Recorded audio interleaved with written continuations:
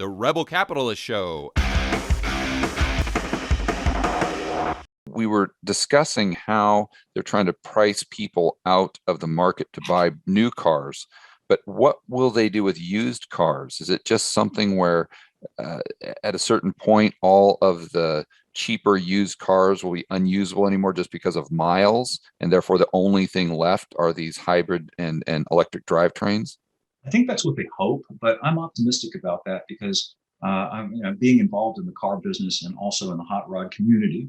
I know that the tenacity and inventiveness of Americans is certainly equal to that of the Cubans. And when the Cuban government essentially made it impossible for people to get new cars back in the 50s, people somehow managed to keep those cars from the 50s and older running all the way to now.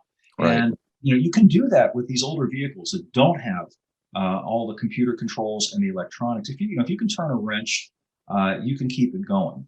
And I think that we have a huge advantage nowadays that the Cubans didn't have even as recently as 10 years ago, in that it is now possible the technology exists to manufacture parts independently.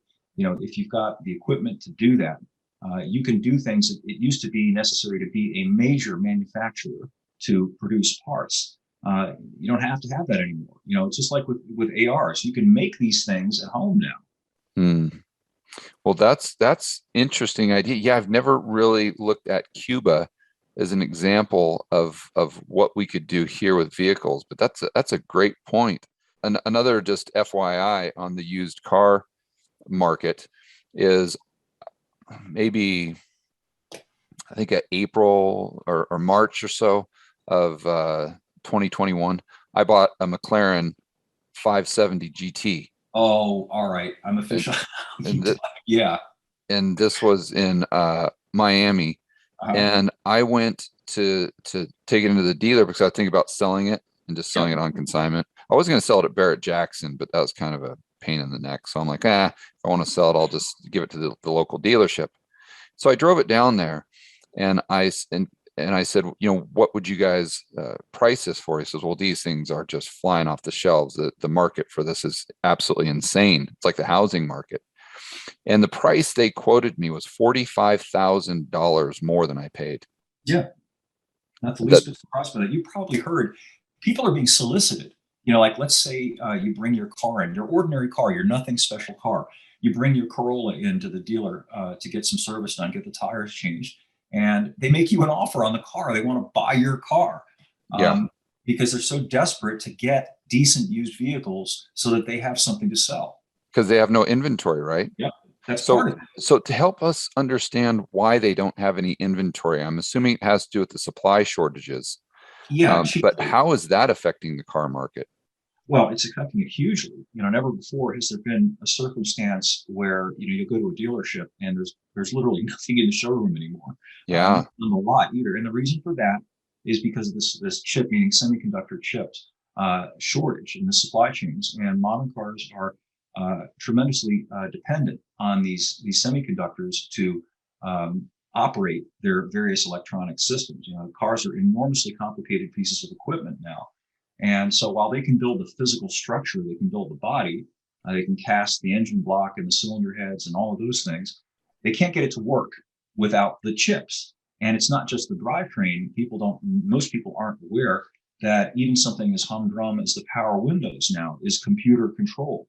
They have body control modules that send signals to a computer, and then the signal goes back to activate the motor that opens and closes the windows.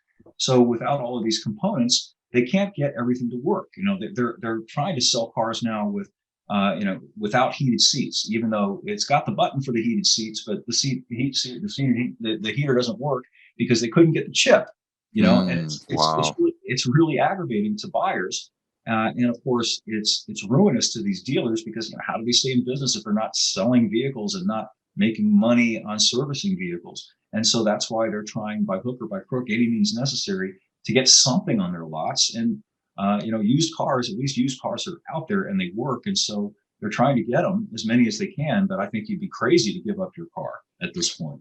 Are the dealers that you're talking to, are they seeing any relief in the future for the supply side? No, not yet. This problem, you'd think it would have been solved by now. And this is something that I'm not particularly knowledgeable about. I don't understand you may know about this, the way these shipping container the ships that carry the containers back and forth from China to here, and how they're allotted and what's involved in the logistics. Apparently, they've just not been able to sort that out. So even if they have factories running and the factories are manufacturing the chips, getting the chips from China to here and getting them installed in the vehicles is something that they haven't been able to fix yet. Yeah, it's just the economic distortions created by government intervention. Right. What everyone would tell you, Eric, is, oh, it's because of the cerveza sickness, the government's had to lock down and blah blah blah blah blah, and this is the result of all of the lockdowns because of the cerveza sickness. And it's not because of that, it's because of the government's response to the cerveza sickness. And that, so when people are trying to figure out if these supply chains are going to get fixed, they just have to ask themselves, is there going to be more or less government intervention in the future? More. Right. And specifically, the thing I wanted to touch on, it occurred to me as we were talking, is that if the government didn't constantly have its thumb on the scales of the market would solve this problem. You would have latter-day Henry Fords who would be out there right now putting together basic cars that didn't need chips, that could operate perfectly well without all of these computers, and which you could sell to people for $7,000 or $8,000. It wouldn't be in a McLaren, but it would be something that would get you to work and let you earn a living. And we can't have that because the government has decreed that all cars have to have this and they have to have that and they have to meet all of these various standards. And the result of that is that they're all dependent on these supply chains and this top-down centralized system that is creakier than Frankenstein and can never operate efficiently. Yeah, that makes a lot of sense.